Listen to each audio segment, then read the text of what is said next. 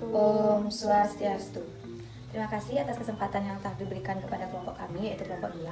Namun sebelum itu, izinkan kami untuk memperkenalkan diri terlebih dahulu. Perkenalkan, nama saya Ketutia Kamilia dengan NIM 211041005 dan rekan saya. Perkenalkan, nama saya Ketut Mas Ayoni dengan NIM 21110411013. Perkenalkan, nama saya Putu Ainopianti dengan NIM 21110411009. Baik, karena kami kelompok 2, tentunya kami mendapat materi manajemen kelas dan manajemen peserta didik. Nah, adapun materi yang akan kami bahas pada kesempatan kali ini, yang pertama yaitu ada manajemen kelas, dan yang kedua itu ada manajemen peserta didik. Nah, untuk manajemen kelas, pada materi pertama itu ada 3 sub yang akan kami bahas. Yang pertama ada konsep dasar manajemen kelas, sub kedua itu ada ruang lingkup manajemen kelas, dan yang ketiga ada permasalahan yang muncul terkait dengan manajemen kelas. Nah, untuk sub pertama akan dijelaskan oleh Adi Novianti. Selanjutnya yaitu ada konsep dasar manajemen dalam kelas. Nah, manajemen merupakan suatu proses tertentu yang menggunakan kemampuan atau keahlian untuk mencapai suatu tujuan yang di dalam pelaksanaannya dapat mengikuti alur keilmuan secara ilmiah dan dapat pula menempatkan posisi sebagai seorang manajer dalam memanfaatkan orang lain. Nah, konsep dasar yang perlu dicermati dalam manajemen kelas adalah penempatan individu, kelompok, sekolah, dan faktor lingkungan yang mempengaruhinya. Nah, tugas guru sebagai mengontrol, mengatur, dan mendisiplinkan peserta didik adalah tindakan yang kurang tepat lagi untuk saat ini. Aktivitas guru saat ini yang terpenting diagonis dan kemampuan bertindak menuju perbaikan dan kemampuan menuju suasana kelas terhadap aspek-aspek manajemen kelas. Nah, sub selanjutnya akan dijelaskan oleh teman saya. Baik, terima kasih Yunopianti. Untuk sub kedua yaitu ada ruang lingkup manajemen kelas. Nah, yang pertama yaitu ada penataan sarana dan prasarana sesuai dengan kegiatan pembelajaran. Nah, penataan sarana dan prasarana dilakukan sebelum pembelajaran dilakukan, seperti misalnya penataan kursi, kemudian persiapan media pembelajaran yang akan digunakan dalam memulai pembelajaran. Misalnya nih, buku bergambar ataupun yang sering kita temui di TK-TK itu pasti alat permainan edukasi. Nah, penataan sarana dan prasarana ini disesuaikan dan dipersiapkan sebelum pembelajaran dimulai. Misalnya seperti menempelkan alat permainan edukatif di dinding, atau misalnya emang alat permainan edukatif ini perlu ditempelkan seperti huruf-huruf abjad seperti itu. Kemudian alat permainan yang ditempelkan ini akan digunakan sebagai contoh untuk anak-anak pada saat melakukan proses pembelajaran. Nah, selain itu penempatan prasarana juga disiapkan sebelum dimulainya pembelajaran, seperti misalnya penempatan meja dan kursi, yang dimana anak itu akan merasa nyaman jika sarana dan prasarana sudah disiapkan sebelumnya. Nah, kemudian dilanjutkan dengan yang kedua, itu ada penataan meja dan kursi sesuai dengan kebutuhan. Nah, menindaklanjuti apa yang sempat saya katakan tadi terkait dengan penataan meja dan kursi yang membuat anak merasa nyaman. Nah, pengelompokan meja dan kursi ini disesuaikan dengan kebutuhan anak, sehingga mereka itu akan memiliki ruang gerak yang lebih leluasa. Nah, seperti misalnya dengan susunan kursi dapat diubah-ubah. Misalnya pada hari Senin ada 5 meja yang ditata dengan jumlah kursi 5. Jadi dalam satu meja itu ada 5 anak yang dijadikan satu kelompok. Itu untuk hari Senin. Kemudian di hari Selasanya kita bisa mengubah susunan meja dan kursinya itu berbentuk U. Jadi berbentuk U seperti ini. Jadi dalam satu meja ada satu anak, dan itu bisa kita gunakan. Nah, selain itu kita bisa mengganti susunan kursi dan meja dengan karpet. Jadi kita bisa menggunakan karpet ini sebagai alas anak duduk saat melakukan kegiatan. Contohnya misalnya kita berkegiatan bermain plastisin, jadi kita bisa menggunakan kursi sehingga anak itu tidak akan monoton menggunakan kursi dan meja, jadi tidak akan cepat bosan ketika melakukan pembelajaran. Nah, yang ketiga itu ada memanfaatkan dinding untuk menempelkan berbagai sumber belajar dan hasil karya anak peserta didik. Oke, untuk yang ketiga ini adalah memanfaatkan dinding. Berarti dengan seperti itu kita dapat mengapresiasi hasil karya anak. Misalnya ketika kita mengajak anak berkegiatan mewarnai, beberapa bisa kita tempel di dinding beberapa lagi bisa kita simpan, atau mungkin di kesempatan berikutnya saat melakukan kegiatan berkarya kita bisa menempelkan hasil karya anak yang belum terpajang di dinding, sehingga kita bisa mengapresiasi anak dan kita juga dapat menggunakan sarana tembok ini sebagai pengapresiasian terhadap hasil karya anak. Nah, kemudian yang selanjutnya ada peletakan dan penyimpanan alat bermain yang diatur dengan sedemikian rupa, yang dimana itu sesuai dengan fungsinya, sehingga tentunya dapat melatih anak untuk pembiasaan yang ingin dicapai seperti kemandirian, kemudian ada tanggung jawab, ataupun membuat keputusan. Nah, kebiasaan untuk mengatur kembali peralatan dan sebagainya, dimana alat permainan yang sudah diletakkan dan disimpan itu sesuai dengan fungsi dan kebutuhan anak serta mudah dijangkau oleh anak-anak. Misalnya, kita mengajak anak untuk bermain ataupun berkegiatan mewarnai. Kita sudah menyiapkan krayon dan juga alat gambar misalnya. Nah, krayon ini adalah krayon dari sekolah, jadi sudah disiapkan di lemari. Nah, kita sudah menempatkan krayon ini di lemari. Jadi ketika anak ingin menggunakan krayon, mereka bisa mengambilnya di lemari, dan setelah menggunakan itu, anak juga bisa mengembalikannya dengan bertanggung jawab, mengembalikan kembali ke lemari seperti itu. Kemudian yang kelima itu alat bermain untuk kegiatan pengamanan diatur dalam ruangan, sehingga dapat berfungsi apabila diperlukan oleh peserta didik. Nah, alat bermain untuk berkegiatan pengaman diatur dalam ruangan itu alat bermain yang sudah diatur dengan baik, di mana setiap kelas sudah terdapat alat bermain anak yang dapat dan mudah mengambil ataupun mudah dijangkau oleh anak-anak. Nah, alat bermain ini diletakkan di dalam loker yang terdapat di masing-masing kelas agar pada saat pembelajaran anak mudah mengakses alat permainan dan menggunakannya dengan baik, dan melatih anak untuk bermain seperti misalnya imajinasi. Jadi tidak hanya di loker, alat bermain ini bisa kita tempatkan di lemari yang seperti saya katakan sebelumnya. Nah, kemudian ada merancang kelas agar menyenangkan. Oke, ini poin penting sekali ya. Jadi kelas untuk anak TK itu perlu dirancang menyenangkan mungkin, seseru mungkin. Jadi seperti misalnya warna-warna terang dan riang yang sangat disukai anak, atau seperti misalnya tempelan di atas dinding seperti itu. Nah, akan tetapi jangan terlalu ramai karena warna dapat mengalihkan perhatian anak. Jadi kita dapat mendesain kelas itu sedemikian rupa. Jadi tidak perlu yang berlebihan, tapi dapat memunculkan kesenangan anak atau rasa nyaman anak saat melakukan pembelajaran.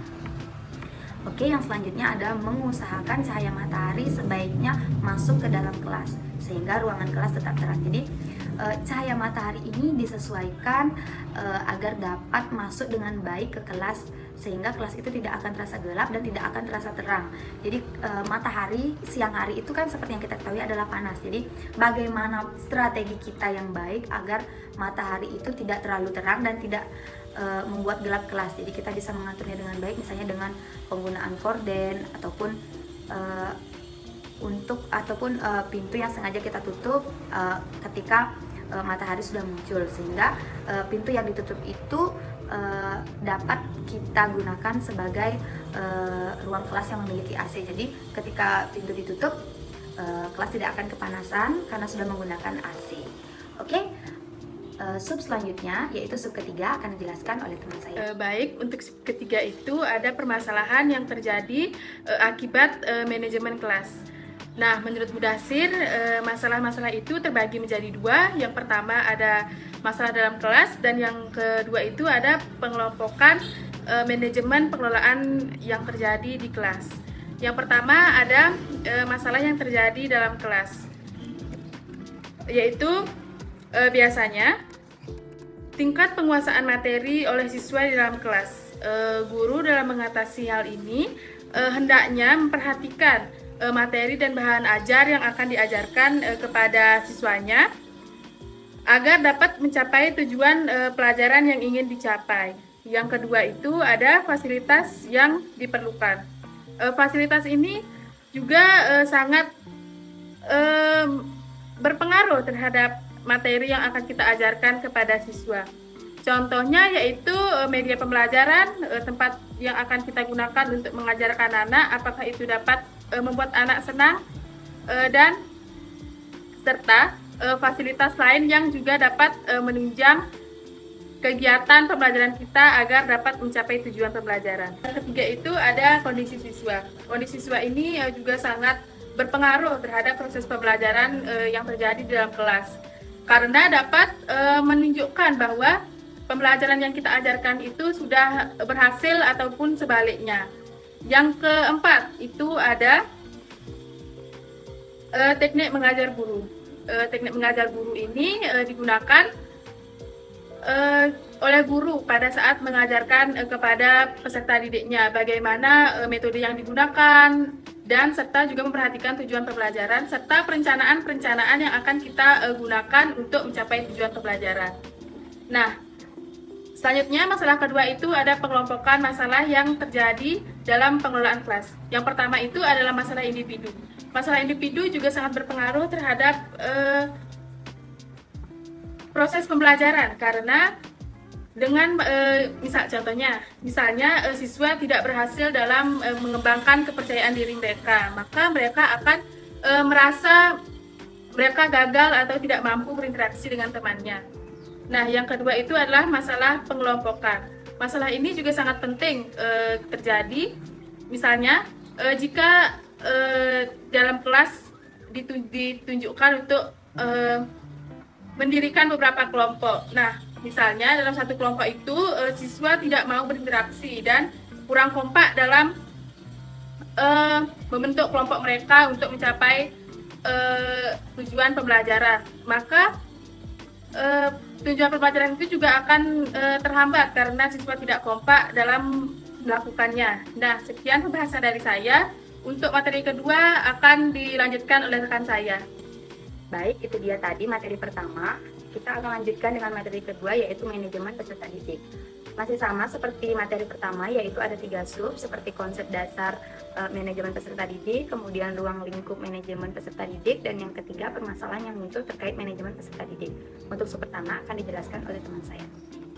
Baik, sub yang pertama yaitu konsep dasar manajemen peserta didik. Dimulai dari peserta didik adalah siapa saja yang terdaftar sebagai objek didik di suatu lembaga pendidikan. Nah, manajemen peserta didik atau manajemen kesiswaan merupakan proses pengurusan segala hal atau berkaitan dengan peserta didik dan pembinaan sekolah, mulai dari perencanaan penerimaan peserta didik, pembinaan selama peserta didik berada di sekolah sampai dengan peserta didik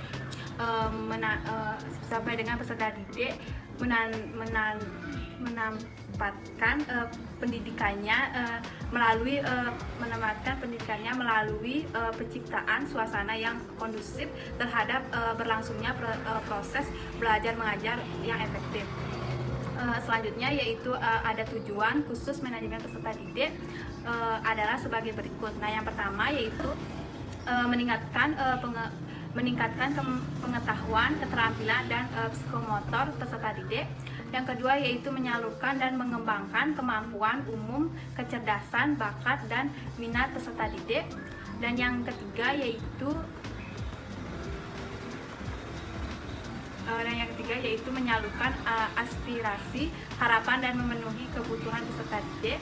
Dan yang terakhir, dengan terpenuhnya tujuan dari 1, 2, dan 3 yang sudah saya sebutkan tadi, diharapkan peserta didik dapat mencapai kebahagiaan dan kesejahteraan hidup dan yang lebih lanjut, dapat belajar dengan baik dan tercapai cita-cita mereka. Baik, sub yang kedua akan dilanjutkan oleh teman saya. Baik, itu dia tadi sub pertama. Sekarang akan saya lanjutkan dengan sub kedua, yaitu ruang lingkup manajemen peserta didik. Nah, secara umum ruang lingkup manajemen peserta didik ini sedikitnya memiliki 3 tugas utama yang harus diperhatikan. Yang pertama yaitu penerimaan murid baru, kemudian kegiatan kemajuan belajar, dan yang ketiga bimbingan dan pembinaan disiplin. Itu menurut Fathur Rahman pada tahun 2012.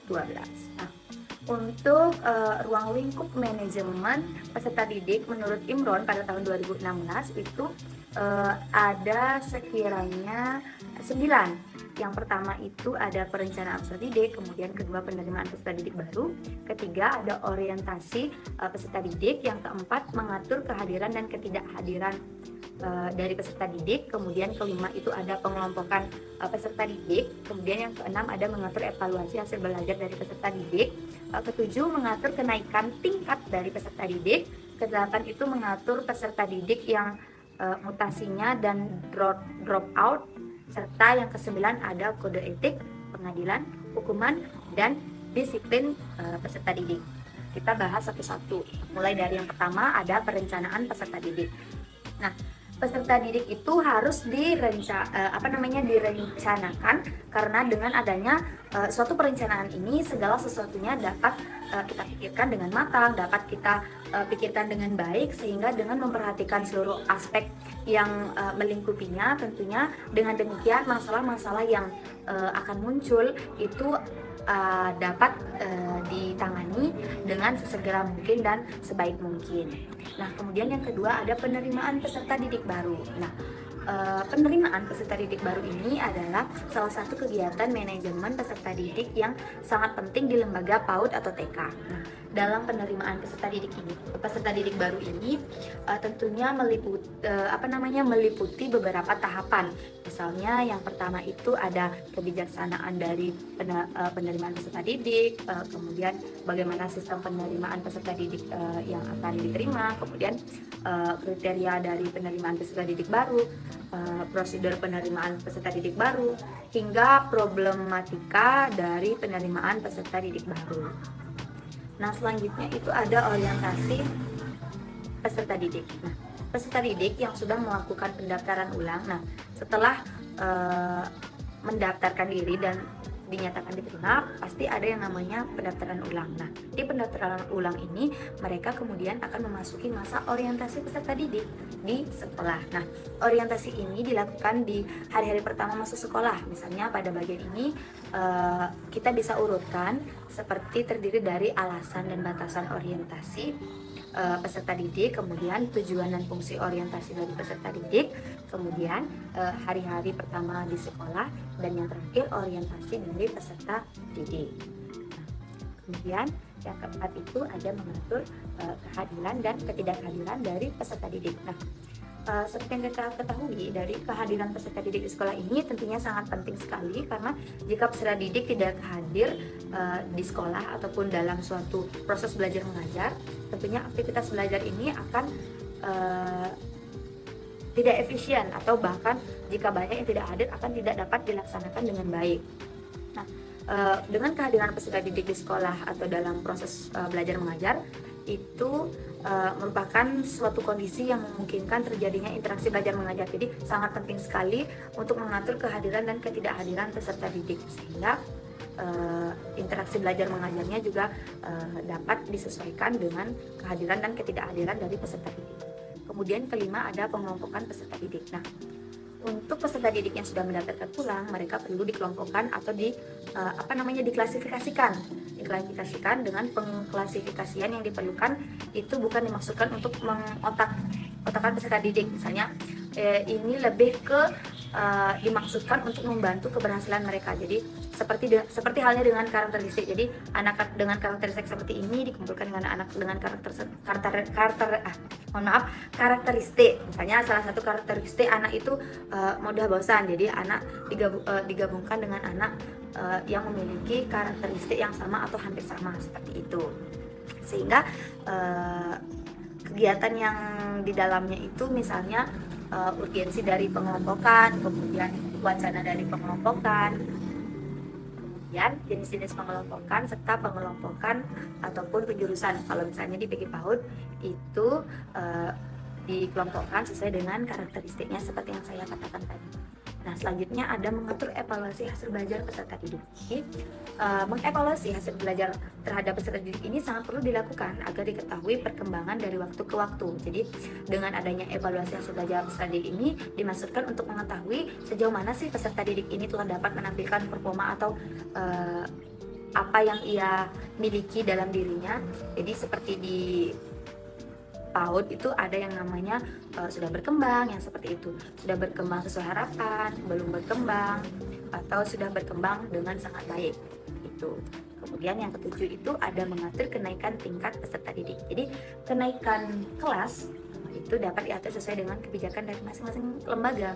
Jadi dalam kenaikan kelas itu sering terjadi masalah-masalah yang memerlukan penyelesaian secara baik dan bijak. Jadi masalah ini dapat diperkecil jika data-data tentang hasil evaluasi siswa itu objektif dan mendayagunakan suatu fungsi. Jadi guru juga harus berhati-hati dalam memberikan nilai hasil evaluasi belajar kepada anaknya. Jadi di kelompok A dulu bagaimana hasil evaluasi dari guru, apakah sudah baik sehingga anak itu mampu dan pantas untuk naik ke kelompok B seperti itu. Nah, kemudian yang ke-8 itu ada mengatur peserta didik yang mutasi dan drop out. Nah, mutasi dan drop out ini seringkali membawa masalah di dunia pendidikan seperti yang kita ketahui. Jadi, oleh karena itu keduanya harus ditangani dengan baik agar tidak mengakibatkan keruwetan dan keribetan yang berlarut-larut sehingga pada akhirnya akan mengganggu aktivitas sekolah ataupun proses belajar mengajar secara keseluruhan. Oke, yang terakhir ada kode etik, pengadilan, hukuman, dan disiplin peserta didik. Nah, pendidikan itu didasarkan atas norma-norma tertentu bagi peserta didik. Jadi, sudah ada undang-undangnya, sudah ada norma-norma dan aturan-aturan tersebut, itu mengharuskan peserta didik untuk mengikutinya. Jadi, selain itu, peserta didik selanjutnya juga menjadi contoh terdepan dalam hal penataan terhadap tradisi dan aturan yang dikembangkan oleh lembaganya. Jadi, itu dia tadi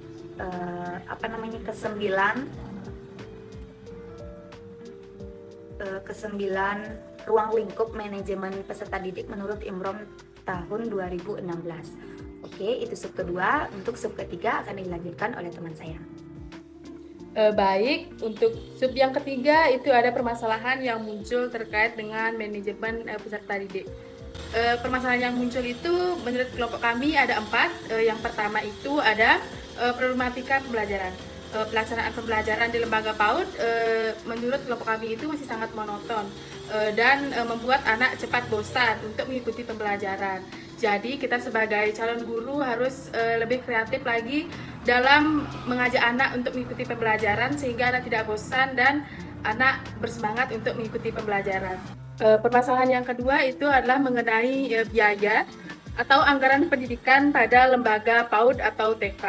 Di Indonesia ini masih sangat minim sehingga masalah ini berdampak terhadap anggaran pendidikan yang kurang dapat mengembangkan kualitas kelembagaan atau institut.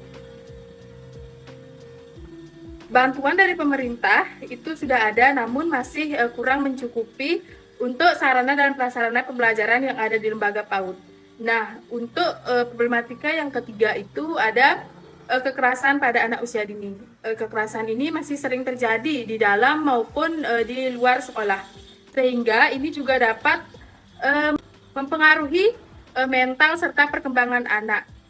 Jika anak mengalami kekerasan, mungkin mereka kurang baik dalam berkembang untuk perkembangan selanjutnya.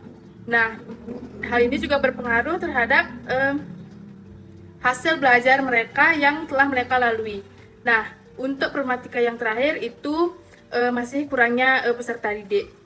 Seperti yang kita ketahui, dalam lembaga PAUD itu cukup susah ya untuk mencari peserta didik karena masih banyak ada orang tua yang memilih anaknya untuk memasukkan ke bimbel atau dan lain sebagainya. Karena menurut pendapat mereka mungkin biaya yang cukup besar seperti yang sudah dijelaskan tadi. Nah, jadi sekian pemaparan materi dari kelompok kami. Baik teman-teman, itu dia tadi presentasi atau pembahasan materi dari kelompok 2 terkait dengan manajemen kelas dan manajemen peserta didik. Sebelum saya akhiri, saya memohon maaf jika dalam video ini banyak sekali terdengar kebisingan ataupun dari kami ada kesalahan kata yang tidak berkenan di hati teman-teman. Kami mohon maaf untuk itu dan saya akhiri dengan Parama Santi. Om Santi Santi Santi. Salam ceria.